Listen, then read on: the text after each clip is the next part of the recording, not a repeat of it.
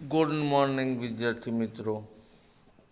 ગયા વિડીયોની અંદર તમે ખેતી વિષયક જુદી જુદી સંસ્થાઓ વિશે અભ્યાસ કર્યો હતો. આ વિડીયોની અંદર તમે એક સ્ટેપ આગળ હરિયાળી ક્રાંતિ વિશે અભ્યાસ કરશો. અનાજની દ્રષ્ટિએ સ્વાવલંબન. હરિયાળી એટલે ગ્રીન રેવોલ્યુશન. ક્રાંતિ શબ્દ છે. તો સામૂહિક રીતે જ્યારે કોઈ પણ ભાગ જાગૃત થાય અને એ રાજકીય હોય, સામાજિક હોય, આર્થિક હોય કે ખેતી વિષયક હોય, બધા જ પ્રયત્નો એક સાથે કરે ત્યારે એને ક્રાંતિ કહેવાય. અને એનું પરિણામ મળે છે, ચોક્કસ પરિણામ મળે. જે ઉદ્દેશ્યો ધાર્યા હોય એ આપણને પ્રાપ્ત થાય ત્યારે એને ક્રાંતિ કહેવાય. જો નિષ્ફળતામાં પરિણમે તો એને ક્રાંતિ કહેવાતી નથી. આ હરિયાળી ક્રાંતિ, દેશની અંદર હરિયાળી છવાવી જોઈએ. એક ગ્રીન ચાદર. જો બહેનો, આપણા દેશમાં 1960ના દશકામાં કૃષિ ક્ષેત્રે હરિયાળી ક્રાંતિ સર્જાઈ. તે પહેલાંનો સમયગાળો એવો હતો કે આપણા દેશના લોકોને પેટનો ખાડો પૂરાય એટલું અનાજ આવડે પકવી શકતા નહોતા. એ અનાજ બહારથી મંગાવી અને અન્ય પરદેશી રાષ્ટ્રો ઉપર આધાર રાખવો પડતો હતો. હવે ક્યાં સુધી પરદેશીઓ ઉપર આપણે આધાર રાખી અને દેશની જનતાને જીવાડી શકીએ? એટલે 1960ના દશકામાં એક ક્રાંતિ સ્વરૂપે અનાજની દ્રષ્ટિએ સ્વાવલંબન પ્રાપ્ત કરવાનો એક સંકલ્પ હાથ ધર્યો. અનાજની આયાત બંધ કરી અને દેશની અંદર એટલું અનાજ પકવવું, કોઈ પણ ભોગે આપણા દેશની જનતાનો પેટનો ખાડો આપણા થકી જ પૂરાય એવી એક ઈચ્છા શક્તિથી એક ક્રાંતિનો જન્મ થયો. અને એ ક્રાંતિને આપણે ઇતિહાસની અંદર ગ્રીન ક્રાંતિ તરીકે પણ ઓળખીએ છીએ.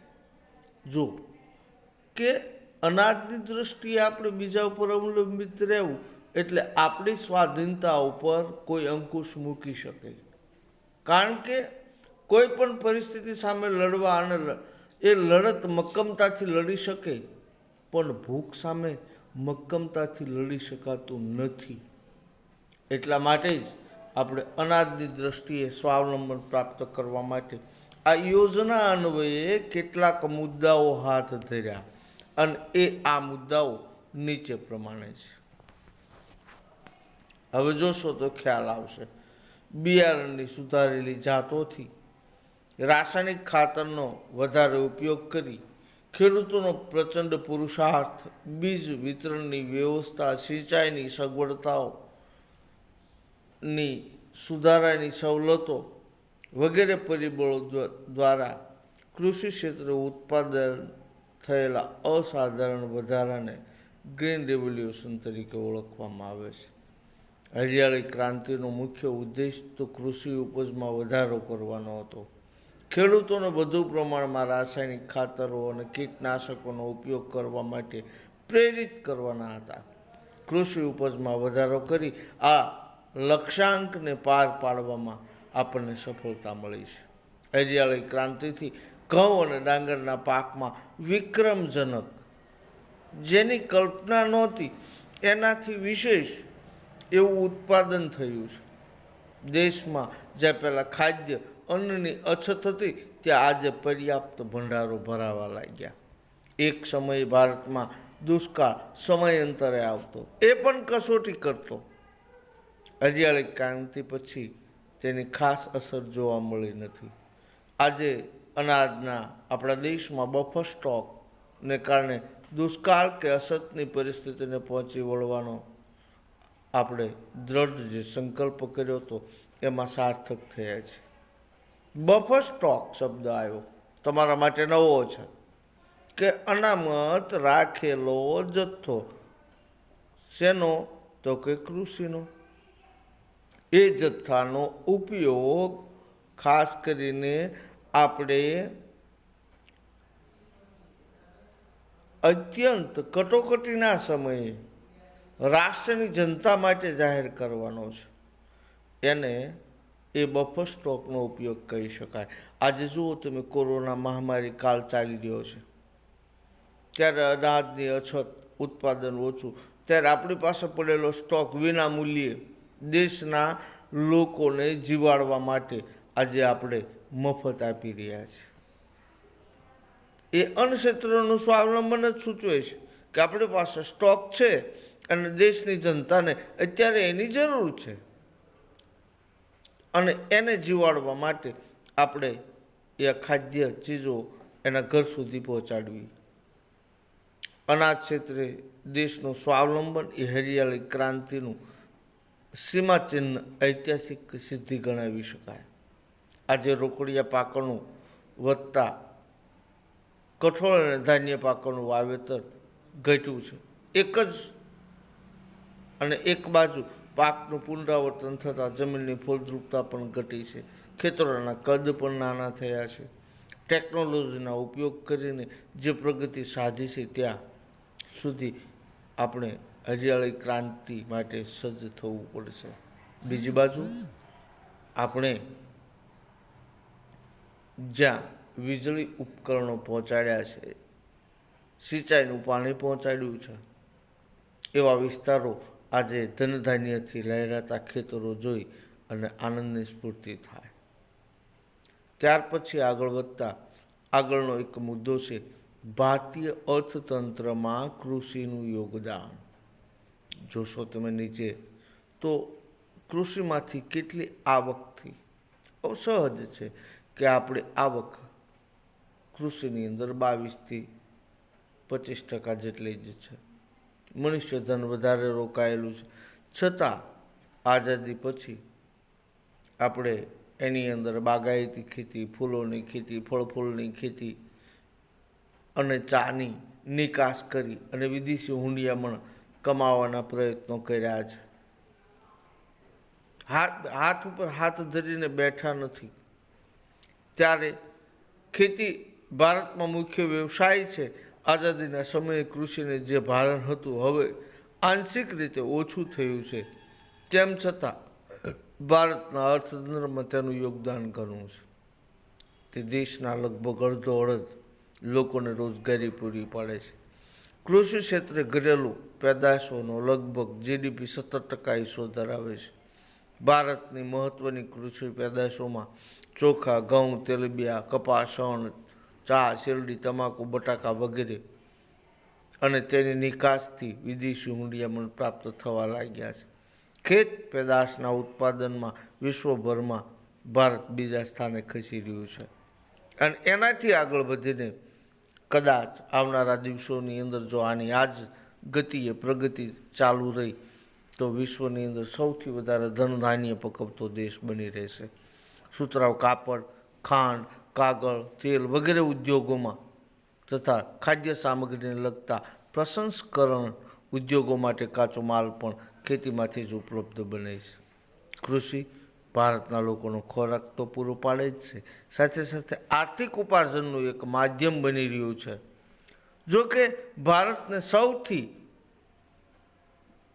વિનમ્રના સ્વરૂપે પરિસ્થિતિ ઊભી થતી હોય તો એ છે અનિયમિત અને અનિશ્ચિત વરસાદ. સિંચાઈની અલ્પ સગવડને કારણે વૈશ્વિક બજારમાં ભારતનો દેખાવ એ સાતત્યપૂર્ણ નથી રહ્યો.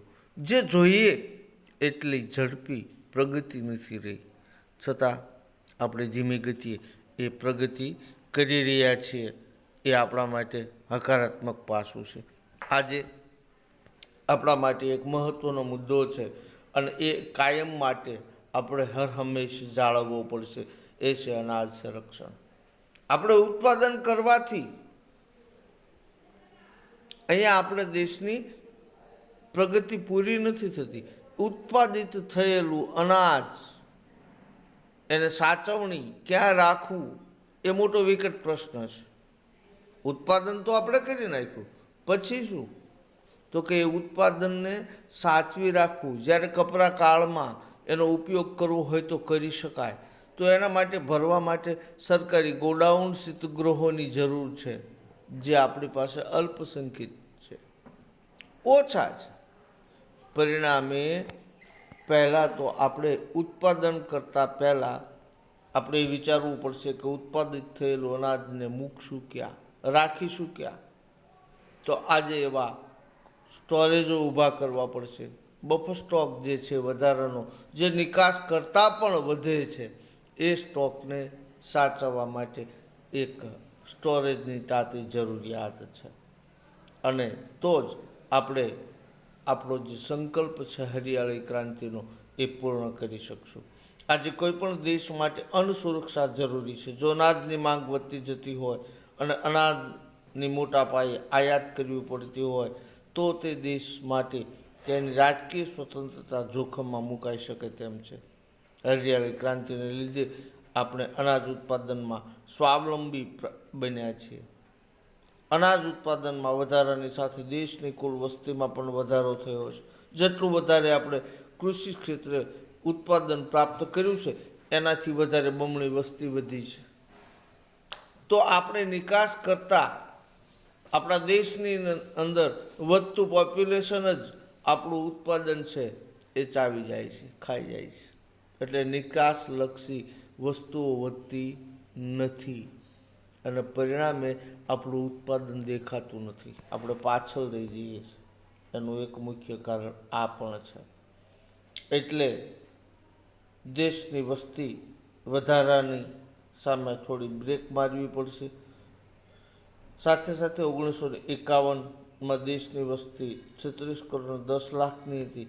આજે 130 કરોડ જેટલો આંકડો પહોંચી ગયો છે. એ એક ચિંતાનો વિષય છે, વિચારમગ્ન કરી શકે એવો આંકડો છે. તેમ છતાં દેશમાં અનાજનું ભારણ જે વધ્યું છે એ આપણા દેશની વસ્તીને પહોંચી શકે છે.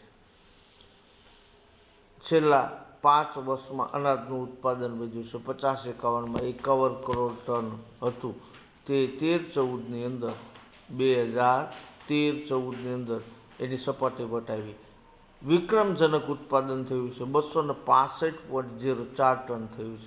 આજે આપણી પાસે એટલું અનાજ છે, દેશની ઓછામાં ઓછી જરૂરિયાત પૂરી કરી શકાય. આ ભંડાર ટકાવી રાખવો જરૂરી છે, કારણ કે દર વર્ષે આ ભંડારની અંદર આપણે વધારાનું ઉત્પાદન નાખીશું તો જ આપણા ભંડાર ભરેલા રહેશે અને ભવિષ્યમાં આવનારી પરિસ્થિતિનો સામનો કરી શકીશું. દુષ્કાળ, યુદ્ધ અથવા તો આવા કોઈ રોગ અથવા કુદરતી આફત સામે આપણે જંગ લડી શકીશું. એટલે વૈજ્ઞાનિક પદ્ધતિ અપનાવી અને અનાજનો બગાડ અટકાવી અને ગરીબો સુધી વિનામૂલ્યે એની ભૂખ મિટાવી શકાય એવા પ્રયત્નો કરવો જરૂરી છે. અનાજનો બગાડ અટકાવવો એ પણ તાતી જરૂરિયાત છે. આપણે ત્યાં યોજાતા મોટા મોટા સમારંભોની અંદર, લગ્ન પ્રસંગોની અંદર ખાવાનું ઓછું અને ફેંકવાનું વધારે બની જાય છે. ત્યારે આપણે એ અનાજને આવશ્યક રીતે લોકોના પેટ સુધી પહોંચે એવા પ્રયત્નો કરવા પડશે. આજે આપણે સરકારે ફૂડ સિક્યોરિટી એક્ટ એટલે કે ગરીબો માટે અનાજ વિતરણની વ્યવસ્થા કરી છે. FSAની જોગવાઈ દ્વારા ગરીબો માટે અનાજ વિતરણ વ્યવસ્થા, મફત અનાજ વિતરણ વ્યવસ્થાની જે શરૂઆત કરી છે એ ખરેખર સરાહનીય છે. હવે છેલ્લો મુદ્દો ટૂંકમાં લઈ આપણે આ પાઠને પૂરો કરવા તરફ જઈ રહ્યા છીએ. ખેતીની ઉપર વૈશ્વિકરણની અસર. આજે વિશ્વની અંદર આપણા દેશમાં ઉત્પાદિત તમામ વસ્તુઓ આજે વિશ્વના ખૂણે ખૂણે બની રહી છે. ત્યારે આપણા દેશના ઉત્પાદનોને સામે પેટર્ન રજિસ્ટ્રેશનની જરૂરિયાત ઊભી થઈ છે. આપણે જે અનાજ ઉત્પાદન કરીએ છીએ, ખાદ્ય પદાર્થ ઉત્પાદન કરીએ છીએ, એવો જ ખાદ્ય પદાર્થ અન્ય દેશો પણ કરે છે, પણ એની તુલનામાં ક્વોલિટીમાં અને ક્વોન્ટિટીમાં આપણા દેશની ચીજ વસ્તુઓ ગુણવત્તાસભર છે. એટલે આપણા દેશના નામે કોઈ પણ દેશ પોતાની ચીજ વસ્તુઓ વેચી શકે નહીં. એટલે જ પેટન્ટ રજિસ્ટ્રેશનની જરૂરિયાત ઊભી થઈ છે. પેટન્ટ રજિસ્ટ્રેશન એટલે આપણા દેશની ચીજ વસ્તુઓના નામે વૈશ્વિક બજારોની અંદર આપણા દેશનો રજિસ્ટ્રેશન નંબર વિશ્વ સંસ્થા મારફત ફાઓ સંસ્થા મારફત આપણને પ્રાપ્ત થયો છે. અને એ સંસ્થાથી આપણા દેશના અનાજ તેમજ ચીજ વસ્તુની માંગ આજે વિશ્વના બજારની અંદર પુષ્કળ થવા પામી છે. ગુજરાતમાંથી કપાસ, મરચાં, તલ ચીનના બજારની અંદર વેચાઈ રહ્યા છે. વિશ્વના વિવિધ ફળો ભારતના બજારમાં મળતા થયા છે. તો એ પેટન્ટ રજિસ્ટ્રેશનને કારણે છે. WTO વર્લ્ડ ટ્રેડ ઓર્ગેનાઇઝેશન આ બધી વ્યવસ્થાઓ સંભાળી અને દુનિયાના કોઈ પણ દેશના ચીજ વસ્તુઓના ભાવ અને ભાવાંક નક્કી કરી અને વિશ્વ માર્કેટ અથવા વિશ્વ ફલક ઉપર વેચાણ કરી રહ્યા છે. કોઈ પણ દેશ નિકાસ કરી રહ્યો છે અને એમાંથી વિદેશી હુંડિયામણ મેળવતો થયો છે અને એ હુંડિયામણથી દેશની પ્રગતિ ધીમે ધીમે થઈ રહી છે. છતાં હજી કૃષિ માટે ઘણું બધું કરવું ઘટે છે અને એની વ્યૂહરચના ઘડી અને નક્કર પગલાં લઈ અને થોડા આગળ વધીશું તો આપણે દુનિયાના દેશોની અંદર આપણે આપણી ચીજ વસ્તુઓ સરળતાથી મૂકી અને દેશની આર્થિક સદ્ધરતાનો પાયો છે એ ભરપૂર કરી શકીશું. અસ્તુ બહેનો, આવતા પીરિયડે નવું ચેપ્ટર શરૂ કરીશું. ત્યાં સુધી રજા આપશો. અસ્તુ. જય હિન્દ.